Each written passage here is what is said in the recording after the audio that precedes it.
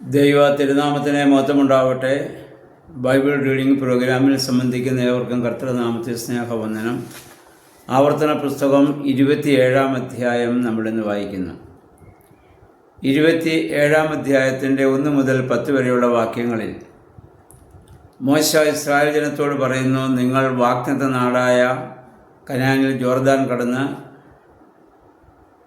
ആ സ്ഥലത്തെത്തുമ്പോൾ ആദ്യം ചെയ്യേണ്ടത് വലിയ ശിലകൾ നാട്ടി അതിൽ കുമ്മായം പൂശി യഹോവയുടെ നിയമം അതിലെഴുതി വയ്ക്കണം.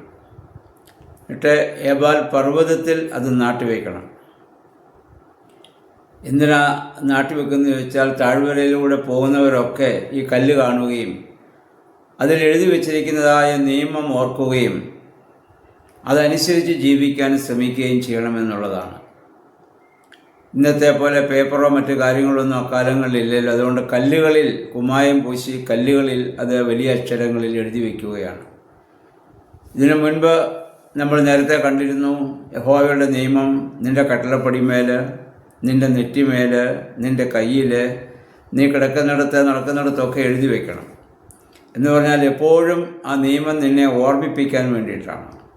നീ തെറ്റ് ചെയ്യാൻ പാടില്ല, നീ വിശുദ്ധ ജനമാണ്, നീ പാപം ചെയ്യാൻ പാടില്ല. അപ്പോൾ ഇത് എപ്പോഴും കണ്ണിൻ്റെ മുമ്പിൽ ഇതിരിക്കുമ്പോൾ അത് വായിക്കുമ്പോൾ നമുക്ക് തെറ്റിലേക്ക് പോകാൻ സാധിക്കുകയില്ലല്ലോ. അപ്രകാരം നിങ്ങൾ ചെയ്യണമെന്ന് മോശ ഇസ്രായേൽ ജനത്തോട് ആവശ്യപ്പെടുകയാണ്. രണ്ടാമത് പറഞ്ഞു, നിങ്ങൾ അവിടെ ആ പർവ്വതത്തിൽ ബലിപീഠം നിങ്ങൾ പണിയണം.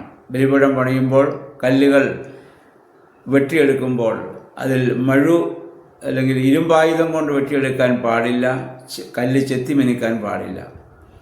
സ്വാഭാവികമായിട്ട് എങ്ങനെ കല്ല് ലഭിക്കുന്നോ ആ സ്വാഭാവികമായ കല്ലുകൾ കൊണ്ട് ബലിപീഠം പണിത് അതിലാണ് ദൈവത്തെ ദഹനബലി അർപ്പിച്ച് ദൈവത്തെ ആരാധിച്ച് നിങ്ങൾ സന്തോഷിക്കണം. അവിടെ വെച്ച് നിങ്ങൾ ആ അർപ്പിക്കുന്ന ബലിവസ്തു ഭക്ഷിച്ച് ദൈവത്തെ നിങ്ങൾ മഹത്വപ്പെടുത്തണം. സ്വാഭാവികമായ രീതിയിൽ ദൈവത്തോട് നമ്മൾ പ്രാർത്ഥിക്കുന്നതും ആരാധിക്കുന്നതുമാണ് ദൈവത്തിന് പുതിയ നിയമത്തിലും ഇഷ്ടം. ആർട്ടിഫിഷ്യലായി നമ്മളൊന്നും ചെയ്യാൻ പാടില്ല. അവരവർക്ക് ദൈവം കൊടുത്ത ശബ്ദം, അവരവർക്ക് ദൈവം കൊടുത്തതായ സാഹചര്യം, ആ സാഹചര്യത്തിൽ ദൈവത്തെ ആരാധിക്കണം. ആർട്ടിഫിഷ്യലായിട്ടോ ഒന്നും ദൈവത്തെ പ്രീതിപ്പെടുത്തുവാൻ വേണ്ടി നമ്മളൊന്നും ചെയ്യേണ്ട കാര്യമില്ല.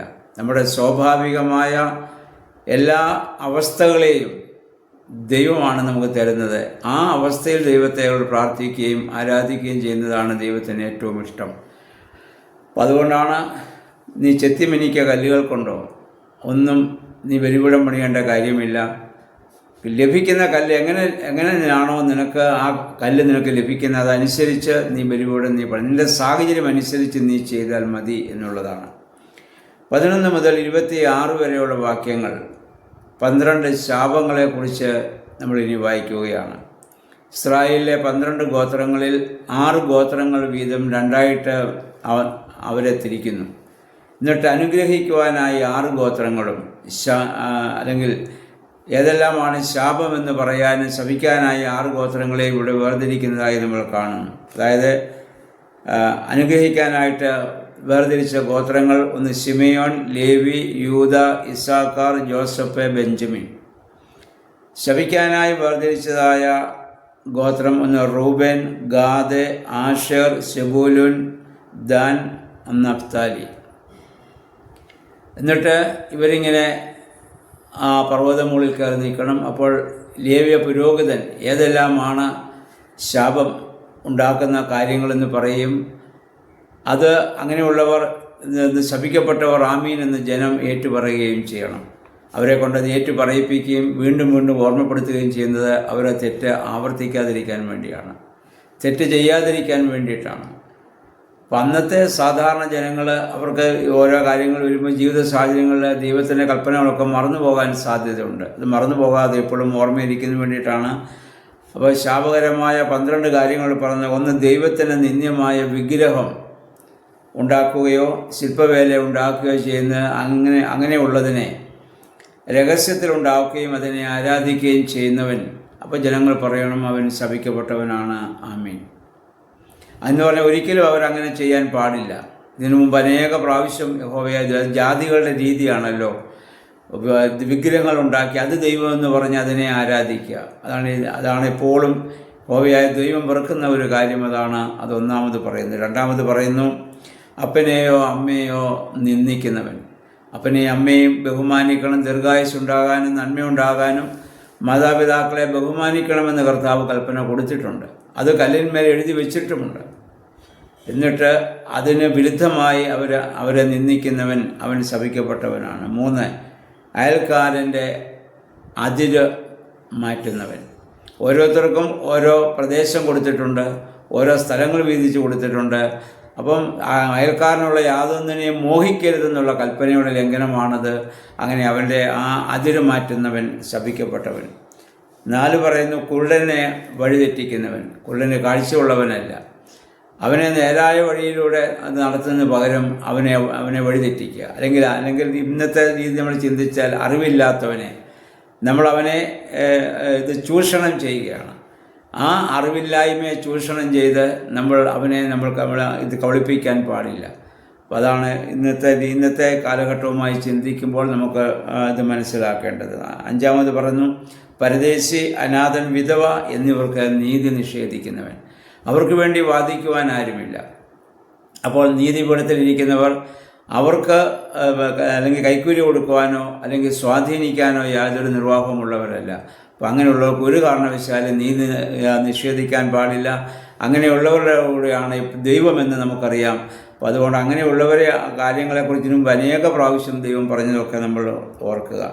അതുപോലെ തന്നെ 6, പിതാവിൻ്റെ ഭാര്യയോട് കൂടി സഹിക്കുന്നവൻ. അന്ന് പറയാം, ഒന്നിലധികം ഭാര്യമാരെ സ്വീകരിക്കുന്ന രീതി ആ കാലങ്ങളിലുണ്ടല്ലോ. അപ്പം അങ്ങനെയുള്ള അപ്പൻ്റെ ഭാര്യയായിട്ട് സ്വീകരിച്ചവനെ മറ്റാരും, അതായത് മക്കളായിട്ടുള്ള ആ മക്കളെ സ്ഥാനത്തുള്ള ആരും അവരുമായി ബന്ധപ്പെടാൻ പാടില്ല. അത് ശാപമാണ്. നേരത്തെ രൂപൻ ചെയ്തതും ശപിക്കപ്പെട്ടതൊക്കെ നമുക്കറിയാം. 7, മൃഗവുമായി ഇണചേരുന്നവൻ. ബെസ്റ്റിയാലിറ്റി എന്ന് പറയുന്ന ഒരു ലൈംഗിക വൈകൃതമുണ്ട്. മറ്റു മൃഗങ്ങളുമായി ലൈംഗിക ബന്ധത്തിൽ ഏർപ്പെടുക എന്നുള്ളത്. മനുഷ്യനോടും മൃഗത്തോടും പക്ഷിയോടും സസ്യത്തോടുമാണ് ഇത് ചേരേണ്ടതും വംശങ്ങളെ നിലനിർത്തേണ്ടതും. അത് പ്രകൃതി വിരുദ്ധമായ ബന്ധമാണ്. അങ്ങനെയുള്ളവൻ ഇത് ശപിക്കപ്പെട്ടവനെന്ന് നിങ്ങൾ ഏറ്റുപറയണം. 8, സ്വന്തം സഹോദരിയോടൊത്ത് ഇത് സഹിക്കുന്നവൻ. അത് അവൻ സ്വന്തം അമ്മ പ്രസവിച്ചല്ലെങ്കിൽ അപ്പന് മറ്റുള്ള ഭാര്യമാരിൽ പ്രസവിച്ചാലും അത് സഹോദരിയുടെ സ്ഥാനത്താണ്. അങ്ങനെയുള്ളവരുമായി ബന്ധപ്പെടുന്നവർ.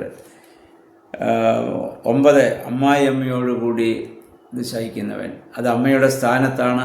അമ്മായിയമ്മ ആ സ്ഥാനത്ത് കാണുകയും ബഹുമാനിക്കുകയും നമ്മൾ ചെയ്യേണ്ടതാണ്. 10, അയൽക്കാരനെ രഹസ്യമായി ഇത് വധിക്കുന്നവൻ അല്ലെങ്കിൽ കൊലപാതകം ചെയ്യുന്നവൻ. ആരും അറിഞ്ഞില്ല എന്ന് വിചാരിച്ച് നീ ചെയ്താലും നീ ദൈവസന്നിധിയിൽ ദൈവമുൻപാകെ നീ ശപിക്കപ്പെട്ടവനായി മാറും. അത് 11, നിർദോഷിയെ കൊല്ലാൻ കൈക്കൂലി വാങ്ങുന്നവൻ. മറ്റുള്ളവരിൽ നിന്ന് മറ്റുള്ള സ്വാധീനത്തിൽപ്പെട്ട് ഇത് കൈക്കൂലി വാങ്ങിക്കൊണ്ട് ന്യായം അവന് മറിച്ച് കളയുകയും അവനെ കൊല്ലാൻ വേണ്ടി ശ്രമിക്കുകയും അതിനുള്ളതായ വഴി ഒരുക്കുകയും ചെയ്യുന്നത്. അങ്ങനെയുള്ളവർ ഇത് ശപിക്കപ്പെട്ടവരാണ്. 12 പറയുന്നു, ഈ നിയമങ്ങൾ പൂർണ്ണമായി അനുസരിക്കാത്തവർ. ഇതിലൊന്നുപോലും തെറ്റിക്കാൻ പാടില്ല. അങ്ങനെയുള്ളവരെല്ലാം ശപിക്കപ്പെട്ടവരാണെന്നുള്ള ഒരു വലിയ കാര്യമാണ് ഈ 27-ാം അധ്യായത്തിൽ നമ്മൾ വായിക്കുന്നത്. ഇത് നമ്മുടെ ഇന്നത്തെ ജീവിതവുമായി ബന്ധപ്പെടുത്തി അതിനെപ്പറ്റി നമ്മൾ ചിന്തിക്കുകയും ശാപകരമായ കാര്യങ്ങൾ, അങ്ങനെയുള്ള ചിന്തകളോ നമ്മുടെ മനസ്സിൽ വരാതെ ദൈവികമായ ആ പരിശുദ്ധാത്മാവിന് വിധേയമായി മാത്രം ചിന്തിക്കുവാനും പ്രവർത്തിക്കുവാനും പറയുവാനും ദൈവമേ, പരിശുദ്ധാത്മാവെ ശക്തീകരിക്കണമെന്ന് നമുക്ക് പ്രാർത്ഥിക്കാം. ദൈവത്തിന് നമ്മെ സഹായിക്കുമാറാകട്ടെ.